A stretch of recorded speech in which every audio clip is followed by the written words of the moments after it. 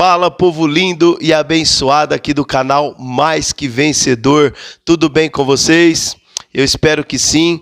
E olha só, estamos aqui mais uma vez, com mais um Por Detrás dos Versículos, eu creio que a palavra de Deus, ela é muito mais profunda do que extensa. Então eu creio que Deus tem grandes coisas aqui para falar no nosso coração. Eu creio que Deus tem grandes coisas preparadas para nós aqui hoje, no Por Detrás dos Versículos. Mas antes de nós darmos início aqui ao nosso estudo, eu quero fazer uma oração, pedindo a Deus, pedindo ao Espírito Santo que Ele possa conduzir este momento e que Ele possa trazer aí conhecimento, que Ele possa trazer sabedoria para o nosso coração, tá bom? Senhor, meu Deus, em nome de Jesus, eu quero apresentar, meu Pai, esse Por Detrás dos Versículos em Tuas mãos, pedir e clamar ao Senhor Espírito Santo que venha trazendo a revelação da Tua palavra em nosso coração. Pai, eu apresento cada um dos ouvintes, eu apresento cada um dos inscritos aqui do canal Mais Que Vencedor. Pai, que não seja somente mais um estudo, mas que seja o estudo, meu Pai, aonde o Senhor possa, Deus querido, falar em nosso coração, onde o nosso espírito possa ser edificado pela Tua palavra, onde nós possamos sermos alimentados pela Tua palavra, Pai. Senhor, que desde já o Senhor venha abrir os olhos do nosso entendimento, para que nós possamos não somente ouvir, mas entender e compreender a Tua vontade através desta palavra, Pai. Senhor, em nome de Jesus, Espírito Santo, toma o Teu lugar e conduz agora em nome de Jesus. Amém. Glórias a Deus. E hoje aqui no Por Detrás dos Versículos, eu quero começar falando aqui do livro de 1 a Tessalonicenses, mais uma das cartas aí escrita pelo apóstolo Paulo. E a cidade de Tessalônica era a principal porto marítimo da antiga Macedônia e também um importante centro comercial e militar. Então essa cidade aqui de Tessalônica era uma cidade muito importante naquela época, era uma cidade muito estratégica, para se pregar e anunciar o evangelho de Cristo. E Paulo ele pregou ali por 3 sábados. E precisou então depois deixar aquela cidade. Paulo precisou fugir dali. Ele ficou ali apenas 3 sábados. Por quê? Porque ele foi acusado, diante dos oficiais de estar pregando heresias, ou seja, por quê? Porque o ensinamento de Cristo ia totalmente contra ao ensinamento que aquela cidade eles recebiam. E quando Paulo ele tenta voltar naquela cidade, aí a palavra de Deus também diz que ele foi impedido, por Satanás. Então Paulo, o que ele faz? Ele envia o seu discípulo, o seu amigo e discípulo Timóteo, para quê? Para dar continuidade a esse trabalho então na cidade de Tessalônica. E essa igreja aqui, esse povo de Tessalônica, em pouco tempo eles se tornaram uma igreja que era muito zelosa, eles zelavam muito pela palavra de Deus. Porém havia ali entre eles uma grande dúvida, uma grande preocupação acerca daqueles dos santos aí que já haviam morrido, A preocupação deles era acerca da volta de Jesus, do arrebatamento.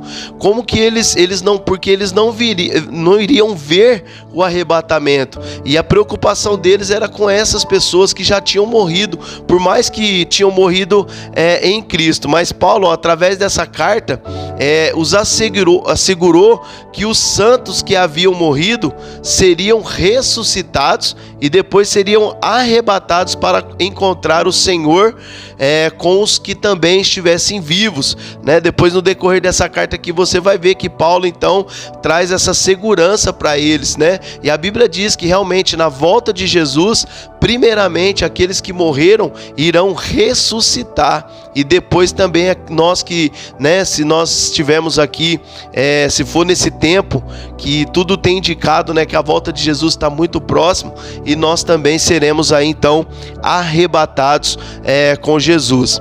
E essa igreja, apesar de muitos problemas, muitas perseguições que eles enfrentavam, eles propagavam o evangelho fielmente. Essa igreja, se tornou uma igreja evangelística, uma igreja que realmente entendeu o propósito, né, de Jesus, entendeu o propósito do Evangelho de Cristo. E mesmo diante de perseguições, eles aí anunciavam o Evangelho da salvação. E hoje, então, aqui no Por Detrás dos Versículos, eu quero começar abordando aqui, em primeiro lugar aqui, o versículo 5 de 1 Tessalonicenses capítulo 1, que diz assim, ó: porque o nosso evangelho não foi a vós somente em palavras, mas também em poder e no Espírito Santo, e em muita certeza, como bem sabeis quais fomos entre vós, por amor de vós. Então a primeira coisa aqui que nós vemos aqui através desse versículo, né, do capítulo 1 de 1 Tessalonicense, é que o Evangelho de Cristo, ele não se constitui somente em palavras, mas também em demonstração do poder do Espírito Santo. Ou seja, uma pessoa, quando ela desce as águas do batismo, ela recebe sobre a vida dela o Espírito Santo, e depois também ela recebe um segundo batismo, que é o batismo com fogo, que a Bíblia diz, que é onde ela recebe o quê? A virtude, né? O poder do Espírito Santo.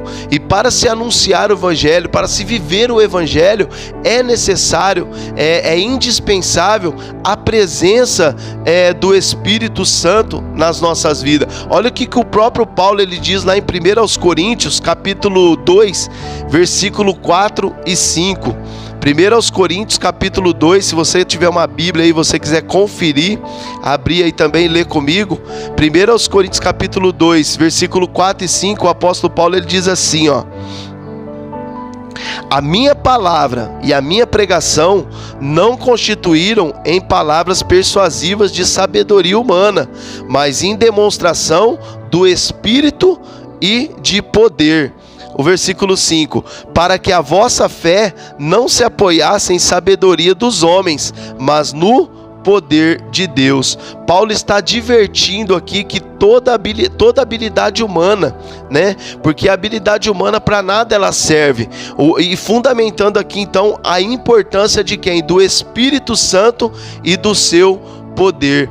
Paulo, o ensinamento, né, e também o aprendizado da palavra de Deus é necessário, é fundamental e indispensável a presença do Espírito Santo. É isso que Paulo está dizendo aqui, ó: as minhas palavras não foram em sabedorias humanas, mas sim na sabedoria de quem? Do Espírito Santo. Por quê? Porque é o Espírito Santo que nos traz aí a revelação da palavra de Deus, é Ele que nos dá o entendimento verdadeiro, né, da palavra de Deus, para que nós não venhamos entrar aí em heresias, entendeu? E aqui no livro de 2 aos Coríntios também, capítulo 3, versículo 3 ao 6, olha o que Paulo diz: porque já é manifesto que vós sois a carta de Cristo, ministrada por nós e escrita não com tinta, mas com o Espírito do Deus vivo, não em tábuas de pedra, mas na tábua de carne do coração. E é por Cristo que temos tal confiança em Deus.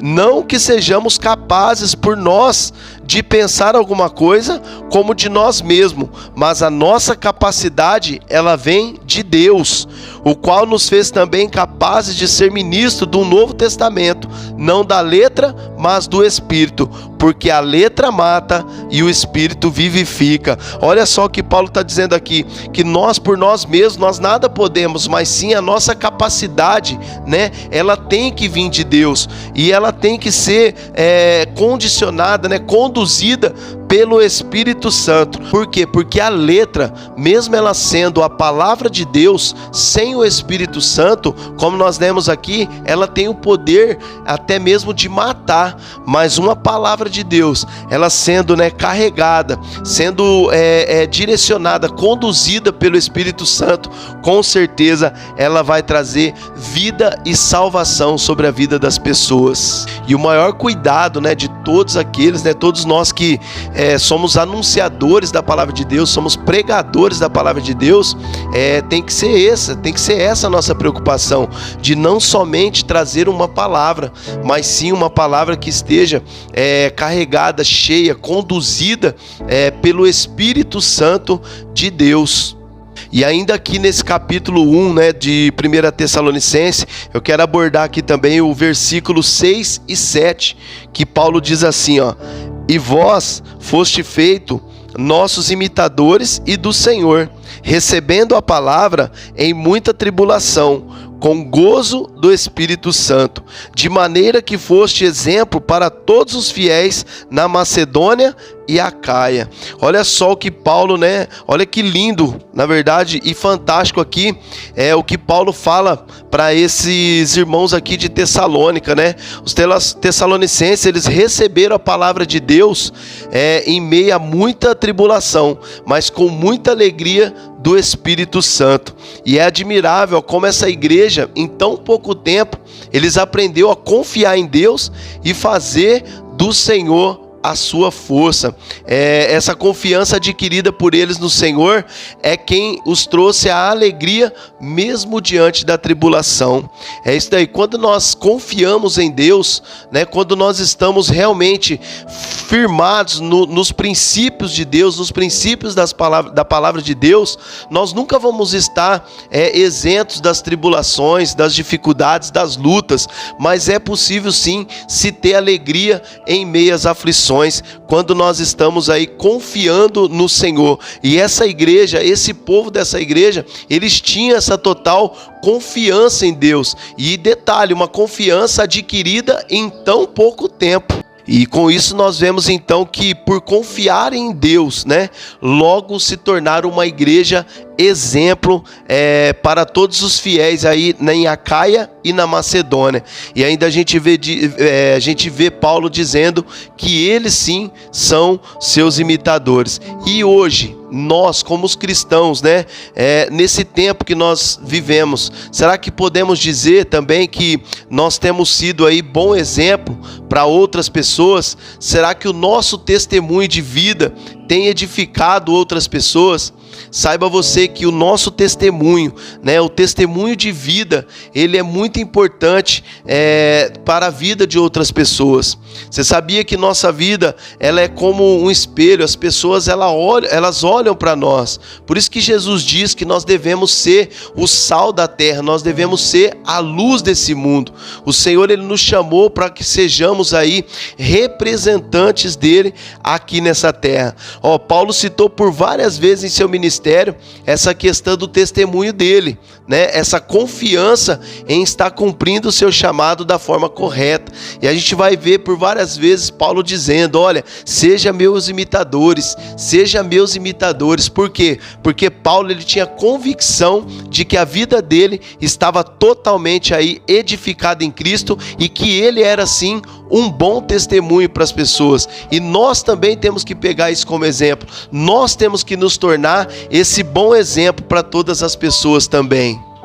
E o segredo então dessa confiança, de Paulo em dizer, para que as pessoas fossem seus imitadores, estava em que? Em ensinar o evangelho de uma forma genuína, sem variações. Em todo lugar que ele passava, os seus ensinamentos sempre foram os mesmos. Paulo, ele era uma pessoa muito zelosa pela palavra de Deus. Paulo, ele não tinha variações na palavra de Deus. Quando Paulo pregava, ele pregava o evangelho como sendo realmente o que é a palavra de Deus. Paulo não se movia por circunstância, e sim por zelo a palavra de Deus, ainda que lhe custasse a sua própria vida. Paulo nunca negou ao Senhor, Paulo nunca negou a sua palavra. E para nós encerrarmos aqui em 2 Timóteo capítulo 4, versículos 6 ao 8, ele diz assim, porque eu já estou sendo oferecido por aspersão de sacrifício, e o tempo da minha partida está próxima. Combati o bom combate, acabei a carreira e guardei a fé. Desde agora a coroa da justiça me está guardada, a qual o Senhor, justo e juiz, me dará naquele dia, e não somente a mim, mas também a todos que amarem a sua vinda. Olha aí, Paulo ele tinha total certeza da eternidade, da sua salvação e também da sua recompensa por ter sido uma pessoa que pregou o evangelho de Cristo com muito zelo, com muito temor. E ele diz também que essas recompensas é para todos aqueles que amam a vinda de Jesus. Então que esse sentimento esteja no nosso coração, que essa fé também esteja no nosso coração e que nós possamos aí ser conduzidos a cada dia pelo Espírito Santo de Deus, tá bom? Que Deus abençoe a sua vida, Deus abençoe a sua casa, a sua família. Se você ainda não se inscreveu no nosso canal, faça isso agora, se inscreva, ative o sininho para você estar recebendo aí as próximas mensagens. E por favor, não fique somente para você, compartilhe com as pessoas que você ama essa palavra, tá bom? E lembre-se, somente com Cristo nós somos mais que vencedores. Até o próximo vídeo.